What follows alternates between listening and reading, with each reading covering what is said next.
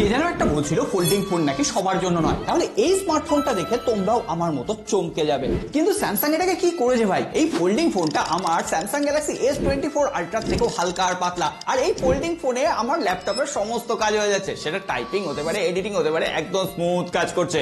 আর এটার form factor এবার এতটাই কনভিনিয়েন্ট যে ক্যারি করতেও কোনো রকম অসুবিধা হচ্ছে না। আর ফোল্ডিং ফোনের 8 ইঞ্চি বড় ডিসপ্লেটায় মাল্টিটাস্কিং এবার সুপার ইজি হয়ে গেছে। ফোল্ডিং ফোনের জন্য এই সফটওয়্যার এক্সপিরিয়েন্সটাই তো দরকার, যার জন্য এখানে out of the box Android 16 One UI 8 এর অপটিমাইজেশন, ভরে ভরে ফিচার রয়েছে, জেনারেটিভ এডিটের ফিচার রয়েছে। আর এই ফোনটা জেমিনাই ফিচারগুলো টেস্ট করলে না তোমরা জাস্ট চমকে যাবে। আর এবারে এই স্মার্টফোনটাকে কমজোরি ভাবার একদম কারণ নেই। পেছনে কর্নিং গরিলা গ্লাস ভিক্টাস 2 এর প্রোটেকশন রয়েছে, সামনে সেরামিক 2 এর প্রোটেকশন রয়েছে, পাশাপাশি IP48 রেটিং রয়েছে। আর ফ্রেমিং এর জন্য আর্মার অ্যালুমিনিয়াম ফ্রেম দেওয়া হয়েছে, ফলে হিন্সটাও বেশ শক্তপোক্ত। তাহলে নিশ্চয়ই এবার স্যামসাং ক্যামেরাটাতে গড়বড় করেছে। এখানে 200 মেগাপিক্সেলের প্রাইমারি সেন্সর রয়েছে, এর পাশাপাশি 10 মেগাপিক্সেলের একটা 3x টেলিফটো সেন্সর রয়েছে। তার পাশাপাশি এখানে সেলফি ক্যামেরার কোনো প্রয়োজনই নেই, কারণ ব্যাক ক্যামেরা দিয়েই তোমরা সেলফি শুট করতে পারবে। ফোনটাকে পাওয়ার করার জন্য কোয়ালকম স্ন্যাপড্রাগন 8 Elite একদম লেটেস্ট চিপসেট রয়েছে, বাটারি স্মুথ পারফরম্যান্স তো প্রোভাইড করছেই, 4400 mAh এর ব্যাটারি, 25 ওয়াটের ফাস্ট চার্জার। আর এত সবকিছু পর এই ফোনটা বেস্ট পার্ট হচ্ছে এর ইনার ডিসপ্লেতে গ্যালাক্সি AI কে এক্সপিরিয়েন্স করা। আর তোমরা এই ধরনের এক্সপিরিয়েন্স পাওয়ার জন্য এখনই ভিডিওটা শেয়ার করে দাও।